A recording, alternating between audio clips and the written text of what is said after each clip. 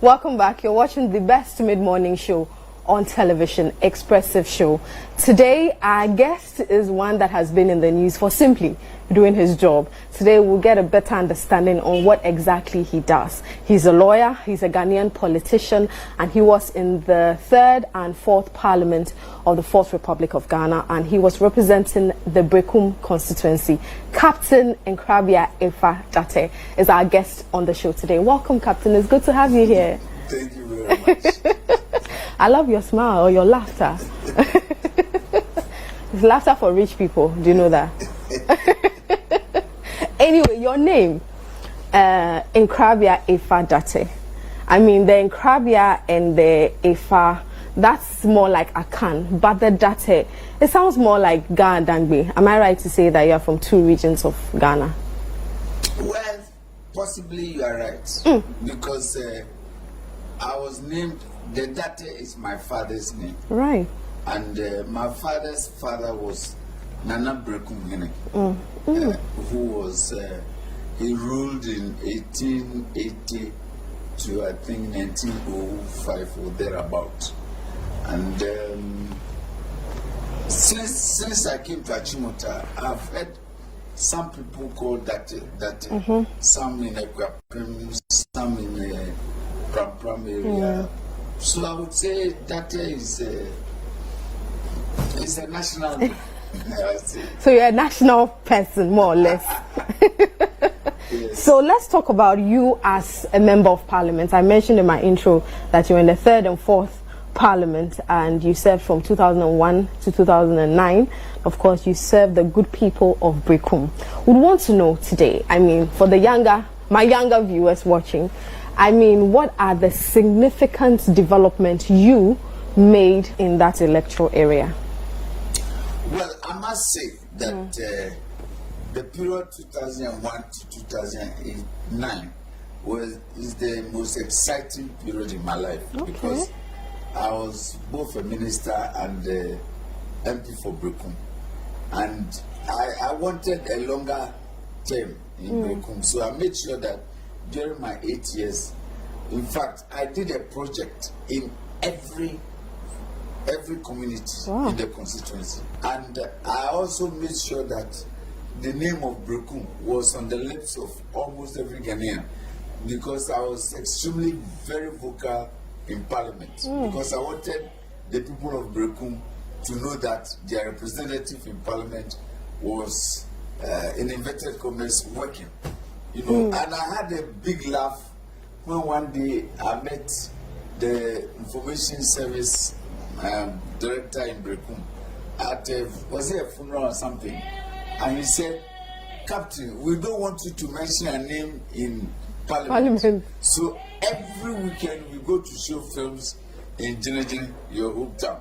I said, "Oh, that's very interesting." So Jinijin is in Brekum. When I was going to school, it was 10 kilometers outside Brekum. But as I speak today, it's only 1 kilometer. Okay. So it's but fortunately, Jinijin is now a district capital and a constituency capital too.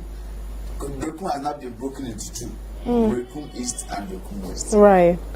Okay. I'm excited and happy for you that at least after years of being member of parliament, you can confidently say that you did a lot for your constituency. Let's stay in parliament. I mean, owing to the recent chaos and brawl in parliament, I would want to know from you, what's the difference between your parliament, of course, the time where you were in parliament, to today's parliament? Well, to be sincere, the first caveat is that I have not been following the current parliament. Oh, you haven't? I'm concentrating on my private job as a lawyer. Do you want me to give you incidents that have happened in parliament? But let me say that in my time, we were in majority, very clear majority. Except that the opposition, they had a lot of, shall I say, loudmouth parliamentarians who were opposing MPP processes. But in my time, it was not as, should I say, battle sound as at today. Right now, Parliament is almost 50-50. So if you don't attend parliament, you put your party in jeopardy. You know, that is one. And the debates are more competitive than in our time. You know, but generally, I enjoyed parliament because I'm a lawyer who enjoys going to court and arguing in the courtroom. So arguing in parliament, on the floor of parliament, was very exciting for me. At the time, did you have a favorite member of parliament? Kosikadem, Honorable Kosikadem of Ho South for NDC. Okay, he was your favorite? He was my favorite. Why? Because we used to have a lot of interesting, I wouldn't say exchange, but interchange of ideas on the floor of parliament. Give and take. It was interesting. Right. So you've given us a couple of reasons why this parliament is different from yours. And I think one thing I can pick from it is the slim margin, the fact that the margin is so huge. That's also part of the reason why this parliament is a bit chaotic, right? Yes. Do you think that members of parliament should be given harsh penalties for, let's say, missing parliament, for misbehaving on the floor, and, you know, causing a scene, so to speak?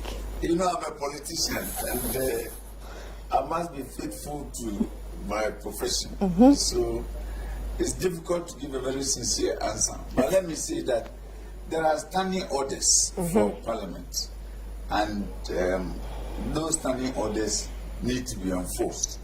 But I must be honest and tell you that most Ghanaians do not know the exact function of parliament, which is just to make laws.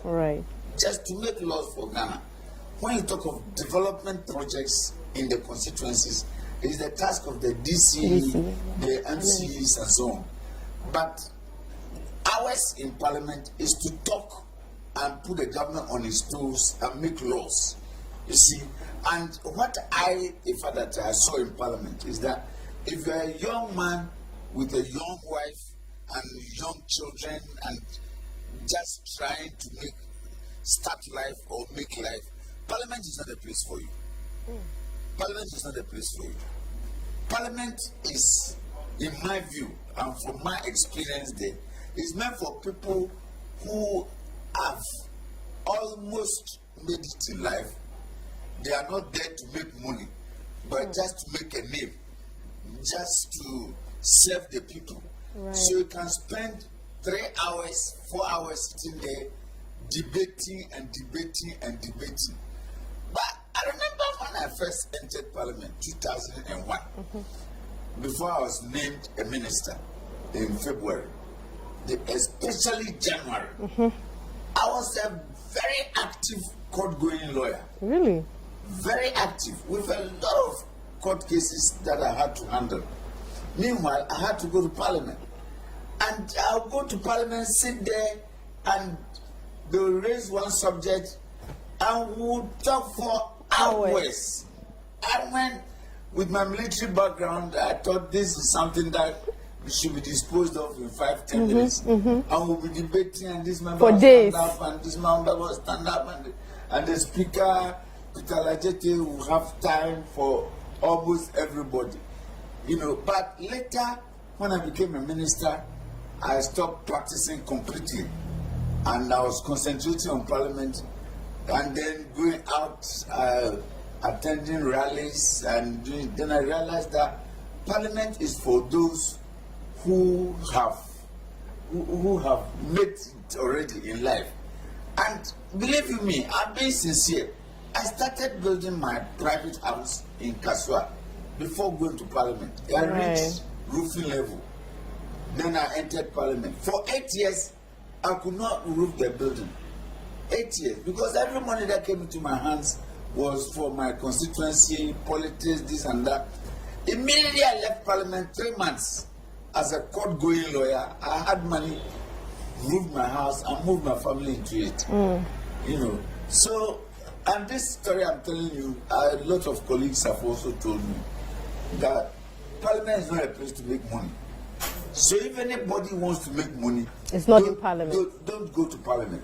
Go outside, make your money, then come inside parliament to sit down and relax, you know, be called honorable, be arguing, pass laws, put the government on its toes, and then during weekends you drive coolly to the constituency, you meet the chiefs, and you relate with the people. That, I believe, is the essence of parliament. But from what, or with what you are telling us, if we're using that analogy, that would mean that a lot of parliamentarians would be a bit old and maybe not so energetic. And lawmaking is just like that. So you need experienced people advanced in age to sit down and pass laws for Ghana. Lawmaking is not a business of the youth. It's not the battlefield. You know, it's not a battleground. Yeah, right.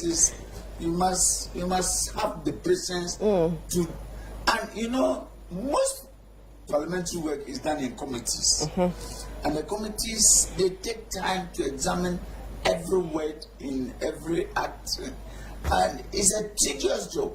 If you don't have the patience, you can't be a parliamentarian. Right. Honestly. Finally, on parliaments, before we move to when you were deputy minister, I asked earlier, you know, if members of parliament should be punished or should be given, you know, tougher punishments. And I want to ask you this. You mentioned that you've not really followed events in parliament, but there was an incident where, you know, a member of parliament pulled the speaker's chair just to prevent a member of parliament from sitting on the chair. And if you were speaker at the time and you were not in town and you came back to this news, would you have reacted? Well, that is an interesting question. You know, what I have experienced as a politician, as a deputy minister, and as an MP, is that decision makers, you should sympathize with them, because you cannot take a sound decision on any issue unless you have all the facts from informed people who were eyewitnesses and who were there. I would seriously advocate that the standing orders must be enforced to the best of the ability of the speaker to keep parliament in check. Okay. Right.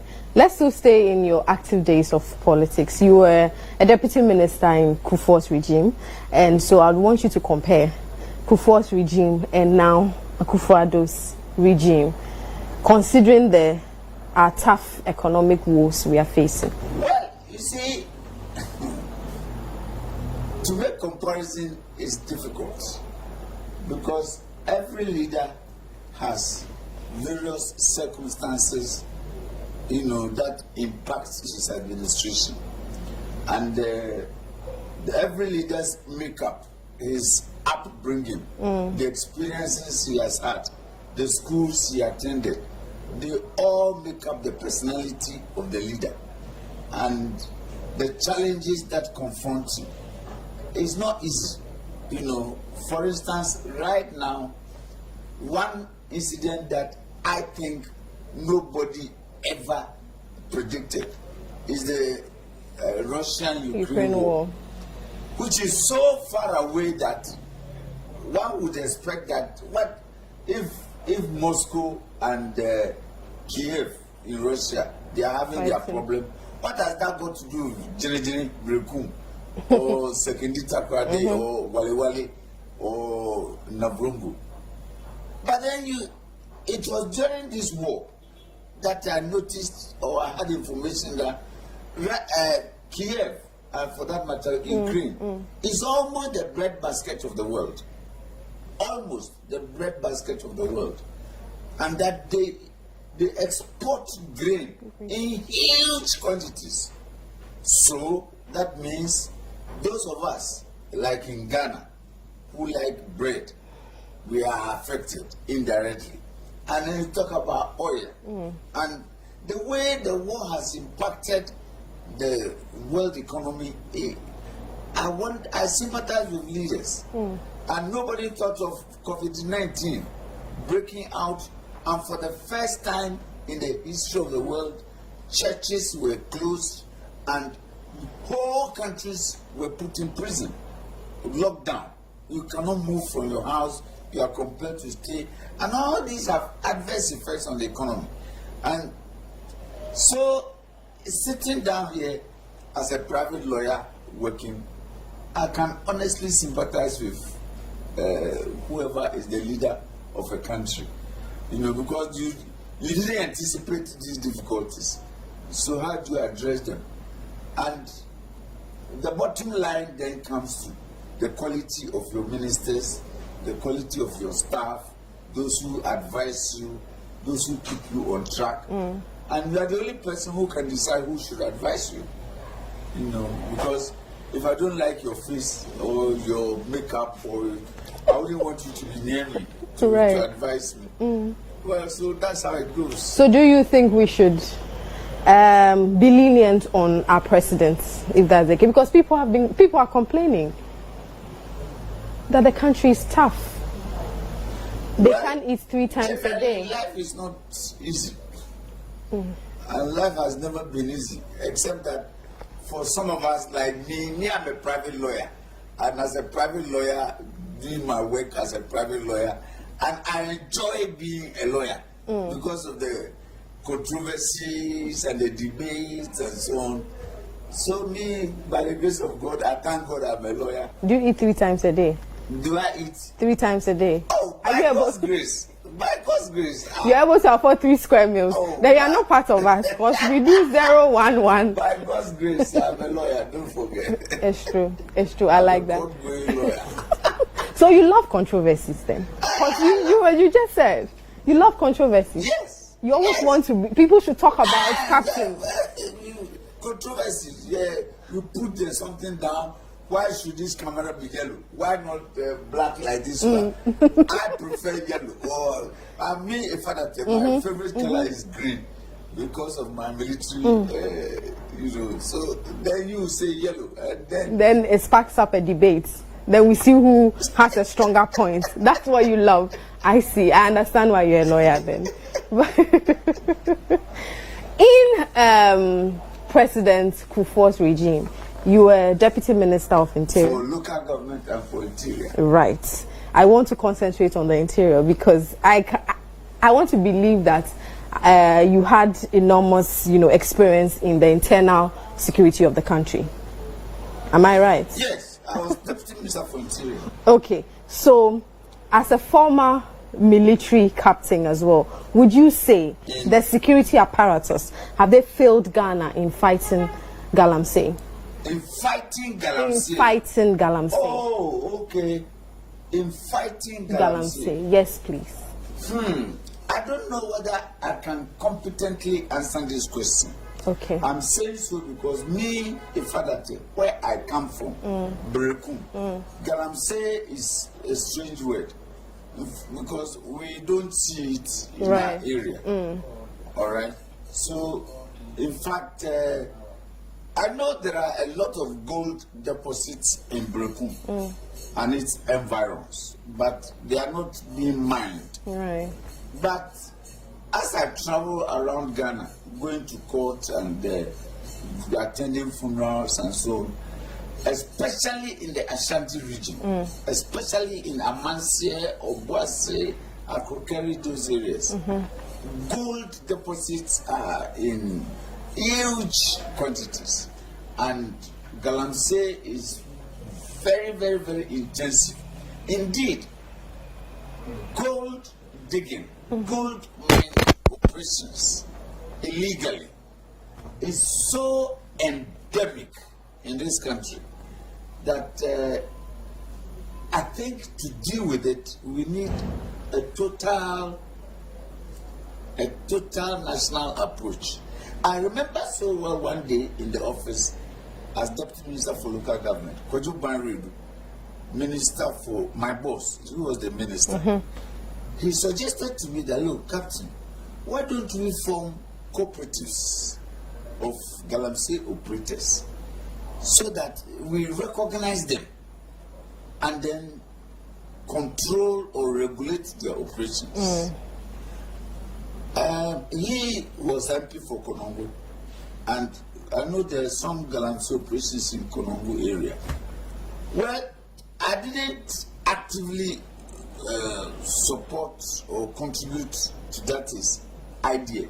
Because for me, where I come from, Galamsey is a strange word. I don't know whether you understand what I get you. You know. I get you. So if you ask me that, have the national security agencies, the military, the police, immigration, have they fought or well, or have they failed the nation in Galamsey fight? I don't know what to say. Because I asked this because I think years ago, 5 or 4 years ago, the president himself said he's going to fight Galamsey, and we heard in the news, you know, military, the security agencies were deployed in these Galamsey areas, you know, and then years after, we still hear, oh, it's still happening. We've arrested X number of people. We've arrested this number of people. So I asked myself, did it really happen? Were they really fighting it? Have we failed the fight already? Well, it's very difficult to answer your question because I know there are soldiers in the field attacking Galamsey. There are policemen. There are police stations in all these areas, and immigration officers are all over. But still, perhaps it's because of the monetary value of Galamsey. And I hear gold is the most precious mineral. Once you get small ounce, you have so much money. You're a millionaire. And there are rumors, unfounded or unsubstantiated rumors, that powerful chiefs and politicians and office holders have all got interest. You know, yesterday somebody came here and was telling me a very famous paramount chief in Ghana is deeply involved in Galamsey, and that they even do it right behind his palace walls. Wow. And he's pretending he doesn't know about it.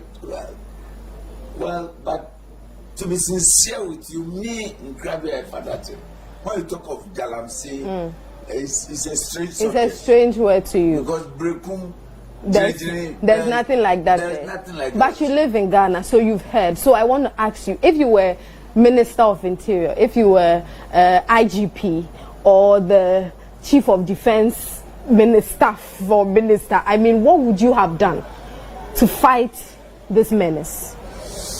What I noticed when I was Deputy Minister for Interior and local government especially, is that if you're a leader, it doesn't really matter much the specific portfolio that I've given to you, whether defense or interior or agriculture, because normally we meet in cabinet. Right. And when all ministers meet in cabinet, we are supposed to debate policy and implementation and get ideas from left, right, center to keep the nation running. So if I in Krabia Fadate happen to be in any of these positions, I would just ensure that the right thing is done. And beyond that, there's nothing you can do because you are mortal. You are limited in space and in time. So then... And what is the right thing to do? Can you say that again? To enforce the law. To enforce the law? Yes. Okay. To enforce the law. And the problem is whether the law can be enforced. Because if it is indeed true that a paramount chief, a popular, famous paramount chief, is directly involved in Galamsey, but you're a lawyer. No one is above the law. Oh, well, no one is above the law, but I'm not the Attorney General. I'm not the one to enforce it. So these are the... It's not easy, madam. I like that he says it's not easy. He's actually admitting that it's not easy. But you are a lawyer for Aisha Huang. Yes, I'm the lawyer for Aisha Huang. Proudly, right? Proudly so. Of course, by God's grace, I was sitting here when her husband came and sat in this very office and gave me instructions that I should go and defend his wife. Okay. Many Ghanaians have described her as Galamsey Kingpin or Queen. whichever way, but you have also described the media as overhyping this small case. That's how you put it, overhyping this small case. I want to ask you, I mean, we know the effects of Galamsey, and we know what we are suffering from it. I mean, a clear example is we not getting proper water for the fact that Galamsey is affecting us basically. So you knowing all of these things and still saying that, it is a small matter. Do you still stand by the fact that it is a small matter? And why did you say it is small? Is it that small for you? Because we are not seeing it that way.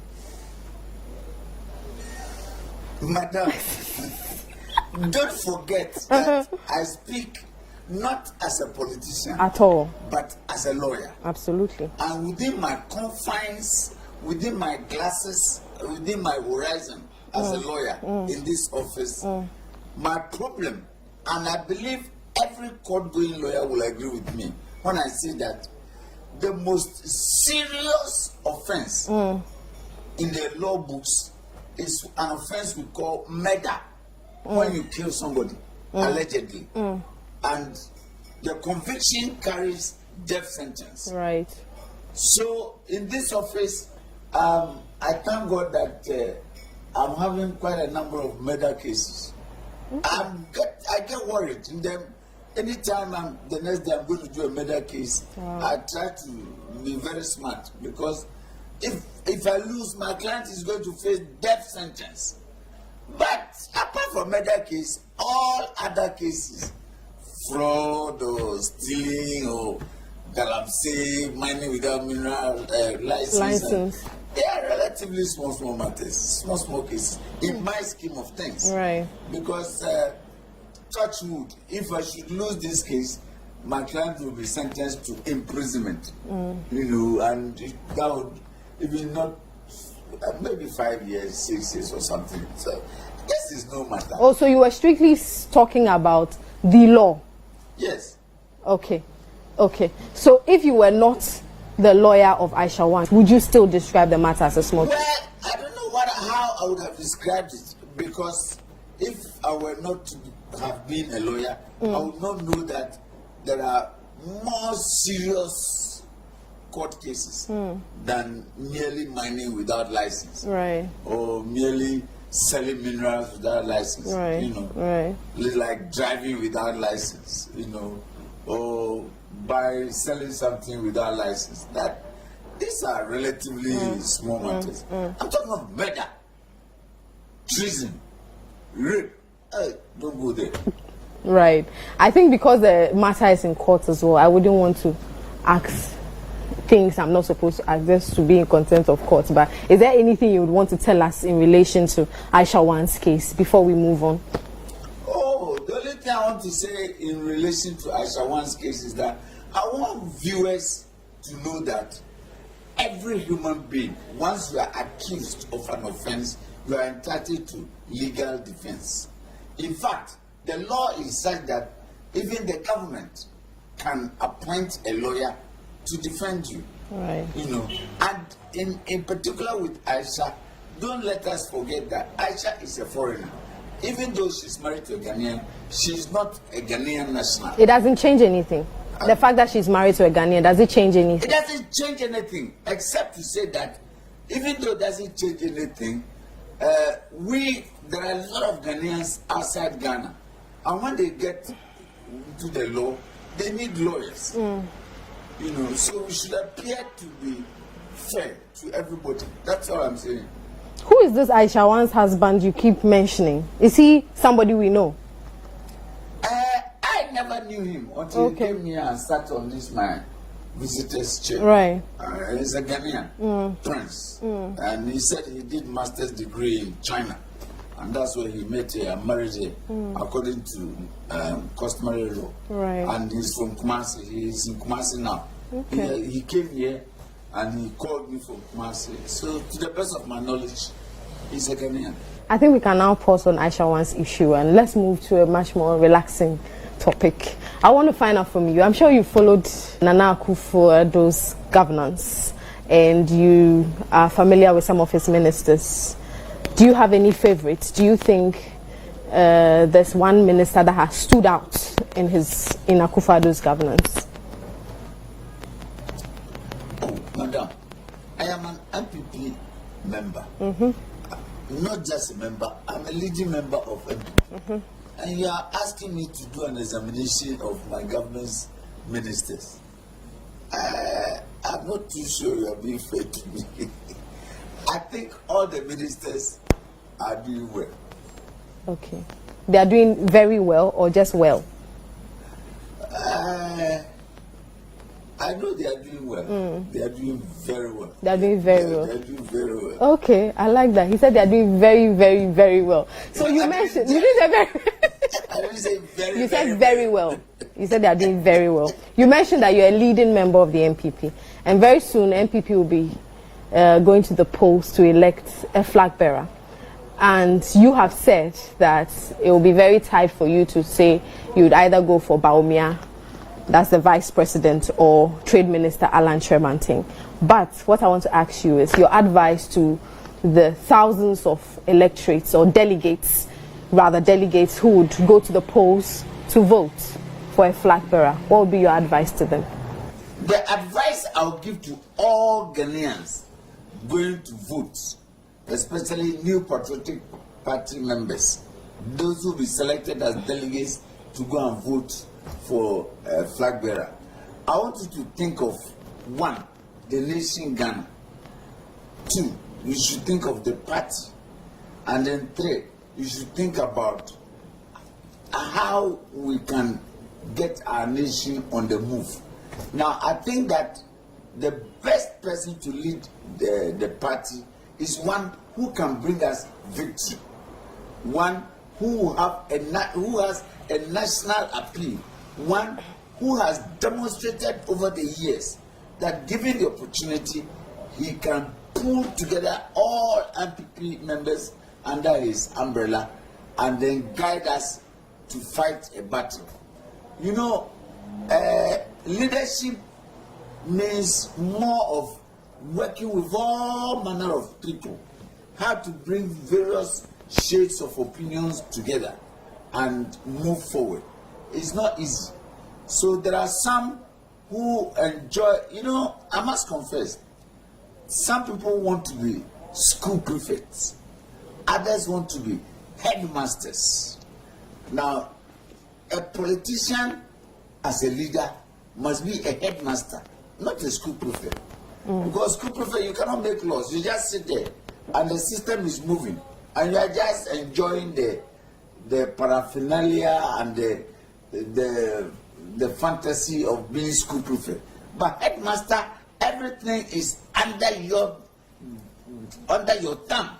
And we need a hands-on president, a hands-on president, a hands-on flag bearer, a hands-on leader who will constantly be watching over his shoulders to check whether his ministers are in line and to check whether the policy is being pursued and to check whether the national agenda is being pursued. So let us look at all those who have mentioned that they want to be flag bearer and distill those who are correct from those who are just wanting to enjoy the finesse of being flag bearer. But in your estimation, who can bring the party that win that you talk about? Who is this person that has the national appeal as you talk about? Who is this person that has the hands-on attitude? You are forcing me to make a choice. But the beauty of democracy is that your choice is secret. It's known to only you. So you have a choice? Do you have a choice? I have a choice. Okay. I have a choice, but it's only Almighty God, not even my wife. Only Almighty God who knows my choice. So even if we push you to choose between Bawumia and Alan, you will definitely not choose. If you're pushed. If I am pushed, and thank God nobody will ever push me to choose between Bawumia and Alan, because I have made it very clear that these are two people that I don't know what to do. Alan was my senior by 1 year in Achimota School. Right. I know him very, very well. We've sat in the same dining hall together, the same assembly hall. I've seen him on the school playing fields. I know Alan. And Dr. Baumia, as vice president, honored me by one of the first jobs he did as vice president of Ghana was to visit me on my sick bed at 37 Military Hospital. He came there as vice president with the motorcade and bodyguards and all. I mean, I can never forget that. And he did this only because I represented him on a campaign trail in Volta region, about 4 or 5 days before the elections. You know, so honestly, I can't make open my choice, but I pray that one of these two will win the flag bearer race. Also, it's definitely one of the two for you, at least. It's definitely one of the two. I said I pray. That one of them. But, madam.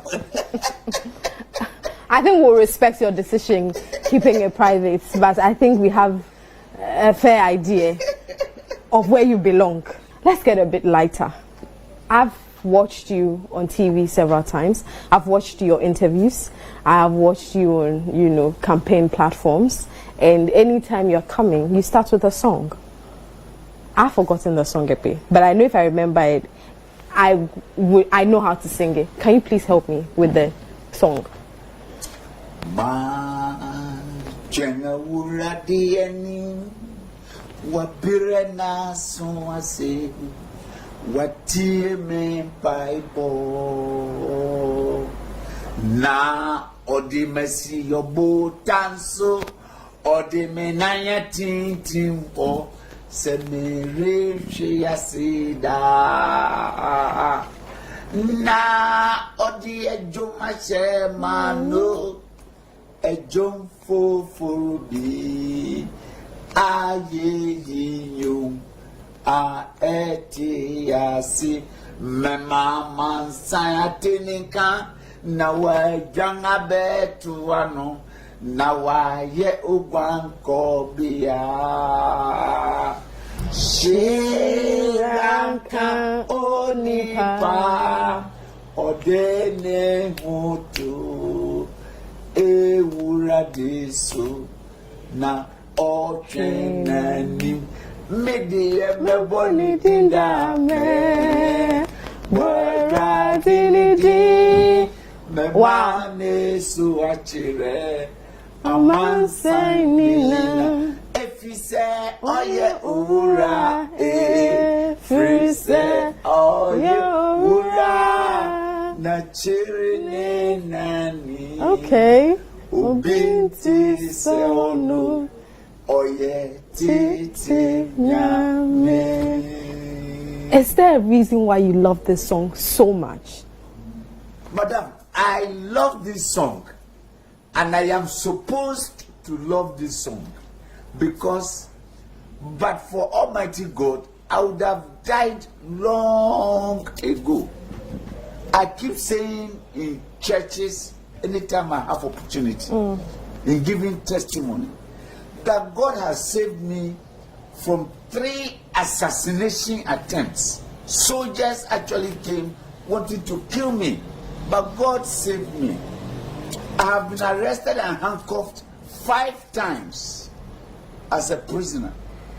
I have been to prison twice and served a total of 20 months in prison in Sahom. One night I slept beside a dead body. In spite of all this, madam, God has saved me from as many as 66 motor accidents. My cars that I'm driving, that I'm inside, have crashed 66 times. But in spite of all this, by the grace of God, I'm still alive. Doctors at 37 have performed surgeries on me 3 times. But in spite of all this, by God's grace, I'm alive. Absolutely. I have a very beautiful wife. I have 4 children. One is a lawyer, one is a medical doctor, one is an engineer, and one will be called a lawyer in December. What else do I want God to do for me? By His grace, I'm the head of this law firm with 10 lawyers under me. To God be the glory. I'm okay. I'm nearing 70. So, madam, all I pray for is opportunity to sing this song for the whole world to know that, God, I thank you for what you have made absolutely. me. If I die today, I have seen so many people, my best friends in the military, in the law, and Brekum, dying. You know, I'm burying them. But me, why is God keeping me alive? Maybe He has an agenda for you. I think God has an agenda. I believe the agenda is that I should continue singing this song to praise His holy name and give Him glory because He created me. Right. Indeed. I think we'll all start singing the song because we want to also survive just like you have. Captain, thank you so much for joining us. It's a pleasure. We've enjoyed our time with you, and thanks for sharing your trade secret with us. That's your song. I'll start singing it from now on, just to avoid any. Thank you so much. We start with Captain Nkrabea Ifa Data, and he's still a lawyer. So, I mean, he's taking cases, just so you know. I had a good time. I hope you did as well. And now you know my favorite song from now.